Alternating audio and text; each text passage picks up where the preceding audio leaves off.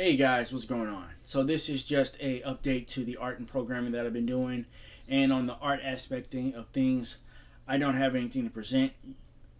Hopefully, in the next couple of months, I'll have something. And then on the programming aspect, as you can see, I'm very much still new to this. I haven't gotten that far. What you see in front of you is C Sharp, and I'm using Notepad++. This is just a series of questions, and the user is able to give their input. I learned more than I thought I would in 30 days. Obviously, if I really put in the hours, I can learn a lot more.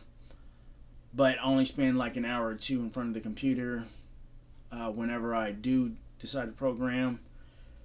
Going into this, what I did is I started using SoloLearn on the phone, and then I decided after I got through with the basic lessons, download Notepad++, go back through the lessons, type up everything, mess with the code, really find out the do's and don'ts and see if I can't put something together. I think it more concretes everything that you learn.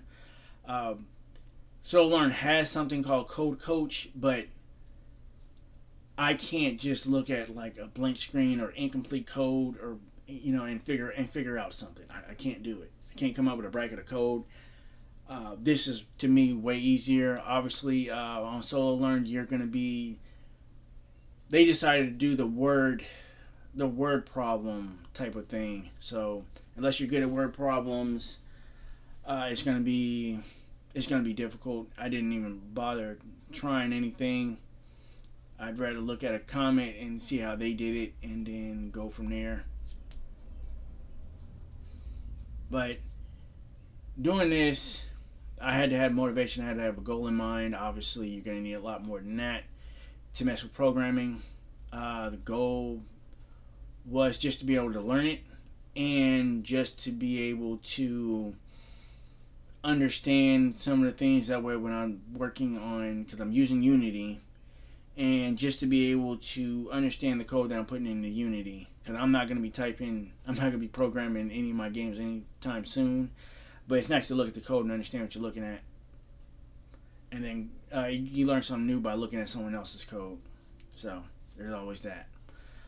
Obviously, I have a long way to go. Who knows where I'll be 6 months from now, or what I'll know 6 months from now, or even 2 years from now, or even if I'll even be doing programming.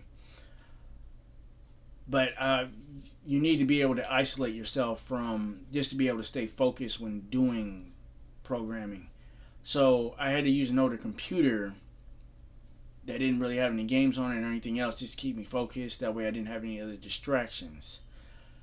And that really helped me get through this and learn some of the basics. I still need to go back over and learn some things, like for loops, whiles, and do loops.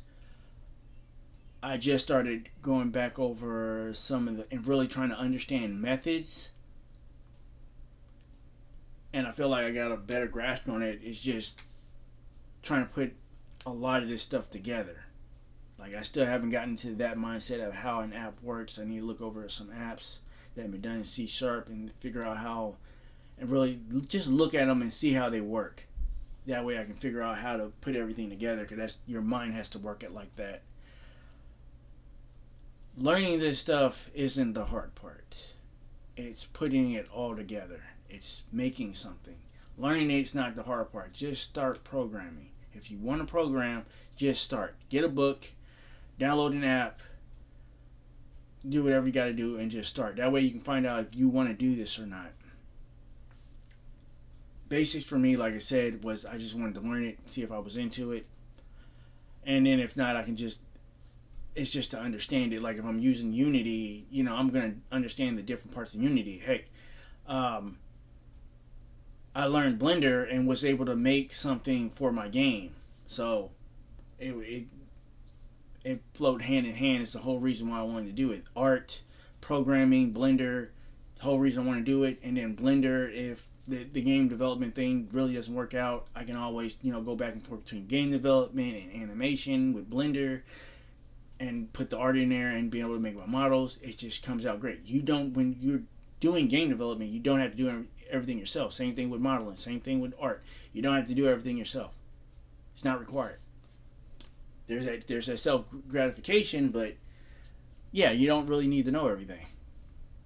So just start programming. It's learning isn't the hard part. It's when you actually want to develop something. That's the hard part. Putting everything together, trying to figure out, breaking down the app and figuring out how it works, how it's going to work. That's the hard part.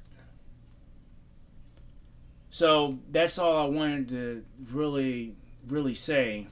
There's nothing else. Really, I don't think I have anything else.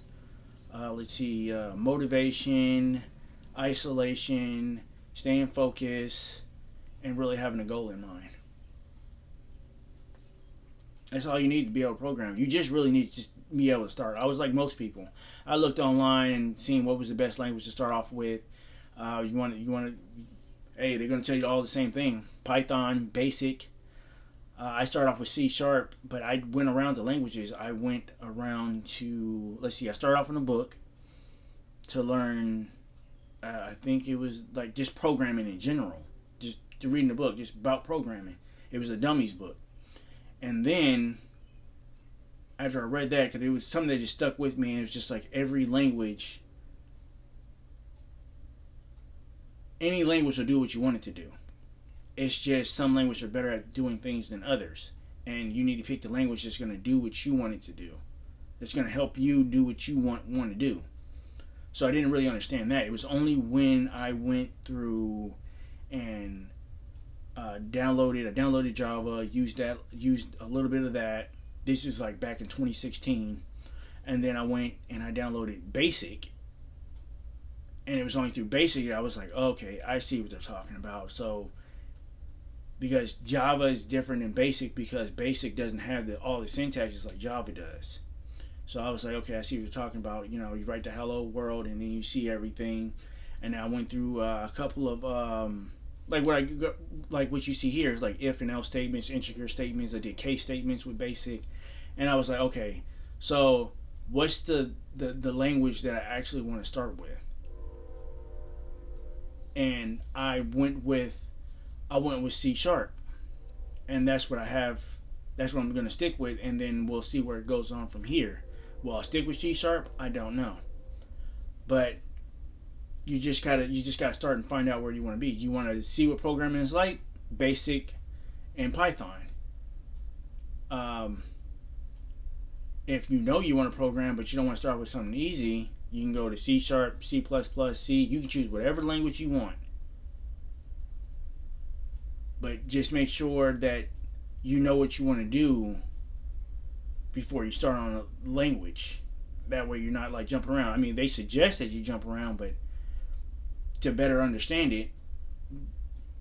But, you know, to each their own.